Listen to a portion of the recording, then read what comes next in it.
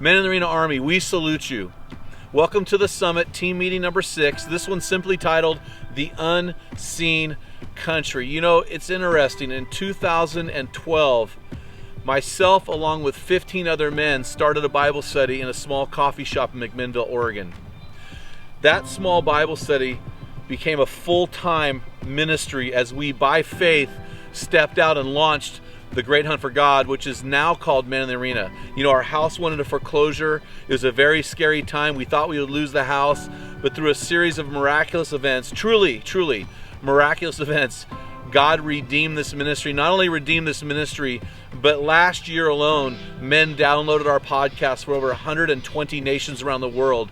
We have almost 11,000 men in our forum alone, and God is working mightily through this ministry. You know, it all started in Sisters, Oregon, in a coffee shop when I stared at a coffee cup and I read this quote by St. Irenaeus around 185 AD. It said, "The glory of God is man fully alive." From that coffee cup quote in Sisters, Oregon, to 15 men in a coffee shop, to now a ministry that stretches across the world, that would have never happened if God hadn't spoke to one guy who was just dumb enough to go into a land that God would show him, to go into an unseen country and take new ground.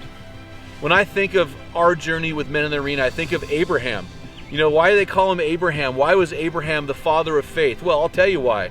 Because in Genesis chapter 12, verse 1, God says to Abraham, hey, listen, I want you to go forth into a land, and it's a land that I will show you. Not a land I'm showing you now, not this land, but I'm going to send you to a land, and trust me, if you trust me, I will eventually show you that land. And Abraham, who had no children, God called him the father of many nations. What a step of faith to be childless and have no idea where you're going, and God is saying, I will give you children more than the stars in the sky, and I will give you a country, a land that you will see someday. That is faith for a guy who had no church, no pastor, no Bible, no Christian music stations, no nothing. He just had to trust God alone to take a step of faith. I'm reminded of a survey that was taken years ago where 90 centurions, 90 100-year-olds were asked, if you go back and live your life over again, what would you do differently? And those 100 centurions came up with basically 3 answers. Those answers were this: we wish we would have reflected more on life, we wish we would have taken more risks, and we wish we would have invested more in things to be remembered by. Guys, don't look back on your life wishing you would have done it better, wishing you would have lost that 20 pounds, wishing you would have loved that kid better, wishing you would have quit that job and taken that step of faith, wishing you would have stepped out in faith in ministry, wishing you would have given that amount over to something you really cared about.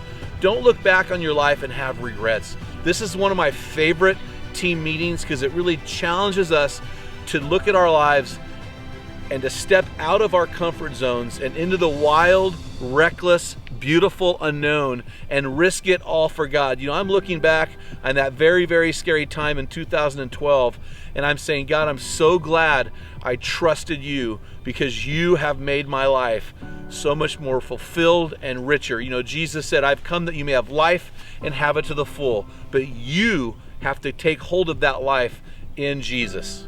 Remember, guys, when a man gets it, everyone wins. So get out of the anonymous bleachers, get into the arena, be willing to travel to your unseen country. Enjoy today's meeting.